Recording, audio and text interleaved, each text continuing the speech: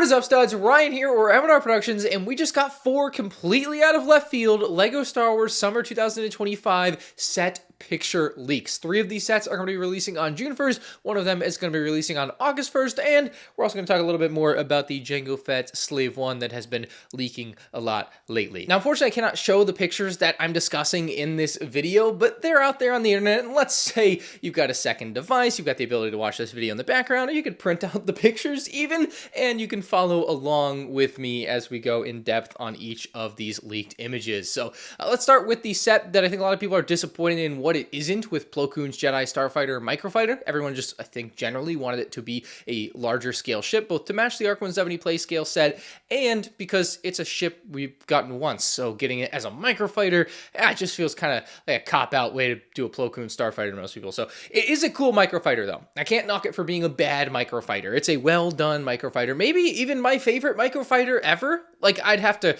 really think about it. Now, the catch, unfortunately, is that this set is going to be $15, which I frankly don't agree with, but I want to save my rant on that for my actual review on the set. So we'll leave it there. 15 bucks for 89 pieces, though, for those wondering. And it includes a brand new PLO KOON minifig with a new head mold for PLO KOON, which I frankly think looks pretty good. It's kind of an iterative, you know, update to that 2008 PLO KOON mold. It's similar, but not the same. I think basically it makes it look like he's got bigger ears is maybe a best way to describe it, even though I don't think those are his ears. I don't know PLO KOON's anatomy of his head. Fake Star Wars fan, I know. But it looks like a pretty good PLO KOON, and it also includes the astromech droid head that goes on top of the Starfighter. So I think it's a great Microfighter. I just wish it was the big version of PLO KOON Starfighter. Moving on, though, we have set 75411, the Darth Maul mech. This one is supposed to include 143 pieces for, it also says 15 bucks on Jedi Jack Penguin's website, which is interesting. This one may be seeing a price reduction. I don't know if I believe it. Again, I'll save my price thoughts really for a full review of something like this, but you know, if it's 15 bucks, that's great. It's nice to see. Frankly, this may be my favorite LEGO Star Wars mech that they have made. Well, the X-Wing one was very creative with the wings on the back, but this one's pretty dang cool looking, man. It's maybe the Sith vibes that get me going on this, especially with the Darth Maul red in there and black. Just looks awesome. So I love the mech design. I love that they also included one of his probe droids. I'll be interested to see if that can attach somewhere. And then kind of crazy, of course, still is going to be the eyes on Darth Maul. No pupils once again. Even though they recently did a minifig with colored eye pupils from like Beauty and the Beast or something, but we can't do it for Star Wars because the minifig guy just is doing bad stuff. I can't hold back any longer. Just ruining figures after so many years, man. It's such a shame. So the Darth Maul minifig, just unfortunate looking in this set. It does look like you'll have some sort of updated outfit, but in the picture you can't get the best look because the mech, of course, is kind of covering it up. But very cool mech, and especially if they've reduced the price by $1, it'll be pretty worth it, except no pupils, which, I mean, looks dumb. Set number 75412 is the long-awaited Nighttrooper Battle Pack, a set that really should have come out last August. It's crazy how long they waited to release this, but 119 pieces for $20, very standard Battle Pack price and piece count, and figure-wise, we're looking pretty good here. You've got a couple of the Nighttroopers with different designs, and actually, let me see, because this is a final picture here. I think the Nighttrooper that's piloting the vehicle here is going to be the same as the one that we got in the Peridia set, which is a bit disappointing. I was hoping that we would get all fresh figure designs, and this even further proves my point that Enoch should have been in the Peridia set, and LEGO Star Wars planned it poorly. The other Nighttrooper utilizes a dark gray Stormtrooper helmet, which might be off-putting to some. It honestly reminds me of some old preliminary pictures where they would use like off-colored helmets when they were designing a new piece, but it's not for a new piece. It's just because that's what it was in the show. He's there, he's in the background. So that's pretty cool that they did that one. And then the 2 Death Troopers, I'm going to try to look here and see if they are the same or not. I think they are also the same, which is kind of a shame. I was hoping that one of the Death Troopers would get a new helmet mold with a big like tear in it, you know, like in the show. So I'm a little disappointed on the figures. They're still good, well done figures, but I was hoping for a little more variety in a couple different areas. The big problem people really have with this battle pack, you know, little minifig things aside, is the vehicle. It is brutal looking. I am so not into it. Makes me think like futuristic mall cop. I don't even know why. That's what I think about. It's supposed to be a micro version of the police gunship, the Imperial police gunship, and it kind of looks somewhat like that. I don't know what you'd do that's cooler, but if you strip away the idea that it was supposed to be based on something, it's kind of a cool looking, mean looking, random Imperial vehicle, but just given that it, I think, was supposed to be based on an Imperial police gunship, it looks very, very, very little like that. Also for $20, that build feels tiny, but I guess it's better than getting another price increase on base battle packs. Speaking of price increases on battle packs, I have been waiting for this picture to leak for a long time. This battle pack has been looming, this 327th battle pack at $40, and I have like been dying for people to know how bad of a value this battle pack is at 40 bucks. It has 258 pieces, which isn't even super relevant. You should just be able to look at that and tell that it's not worth $40. There's 4 clone troopers in this set, and if you look at the picture, you'll see 2 12 troopers because this is a preliminary image. The other 3 images that we've talked about are final sets. Those are said and done, but this one obviously has some placeholders there with the 2 12th troopers, but in the final set, we're supposed to be getting actual 327th troopers with yellow markings. So hopefully those end up looking good. Hopefully they use a standard clone trooper helmet mold without the helmet warts because, you know, they're not going to have accessories or anything. They're going to look terrible with that. I'm hoping and praying that we can get back to the golden age of clone trooper quality. I really don't think we're going to, but you know, it is still a preliminary image, so a boy can dream, right? Now with the ATRT there, you can see it's big and yellow. It is still way bigger than I think a lot of people want to see ATRTs. They want to see them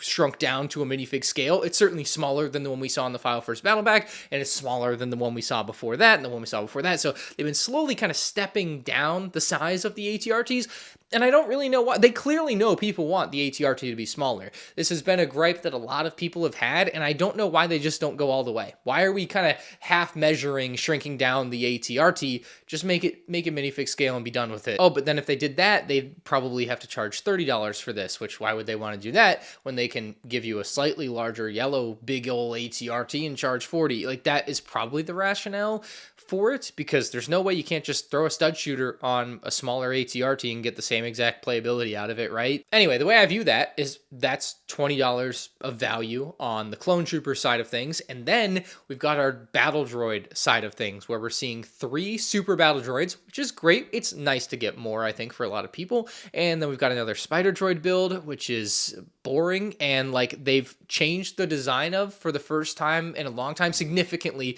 changed the design of for the first time in a long time here, and they kind of made the head too flat. They really shook it up. Now it is still a preliminary image. It could change theoretically, but I also don't think they would throw a spider droid with a completely new design in if they weren't intending on having a redesigned spider droid in the set. If it was going to be the same spider droid that we saw in the ATTE, I think it would just be the same one in this picture. So I expect an updated spider droid here, and this one, just the existence of this makes me more angry that they didn't put a crab droid in the ATTE back in 2022. Quote, we didn't even consider it. It just blows my mind. Then we've got a very small bit of scenery. I mean, like 12 pieces. Absolutely insane. It's honestly insulting how tiny it is. Given the price of this set at $40, you would think you would get something substantial to like actually make it worth it, but it's not. It's tiny. And then we have the small cannon, very similar, if not the same, to what we saw in like the 332nd battle pack. It's such a nothing burger, and you know it's included because they're like really trying to stretch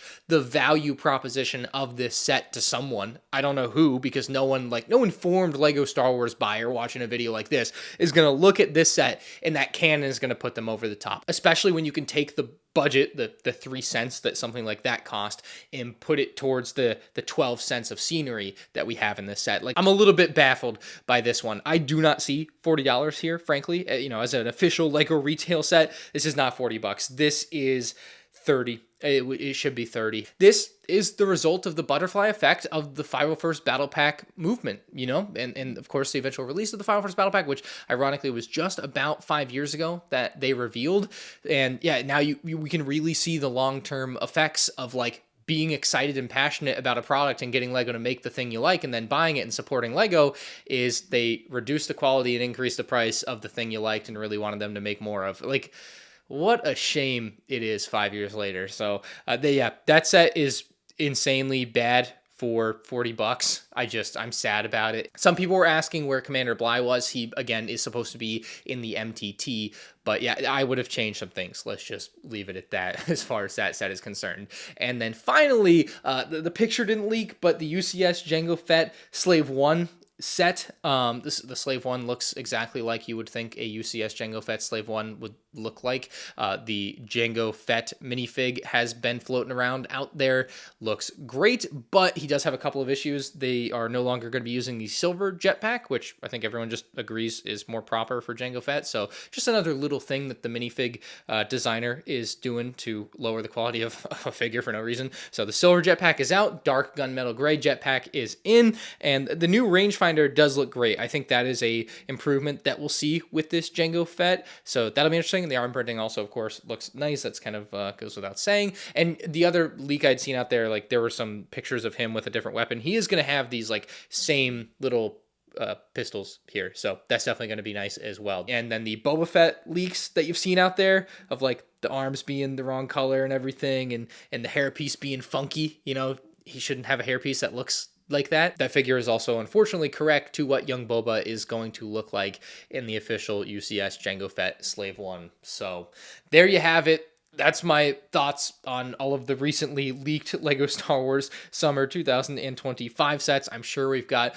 more news and stuff on the horizon, so make sure you get subscribed, hit the like button if you enjoy, and let me know your thoughts on these new kind of crazy overpriced sets in the comments section below. We'll see you later.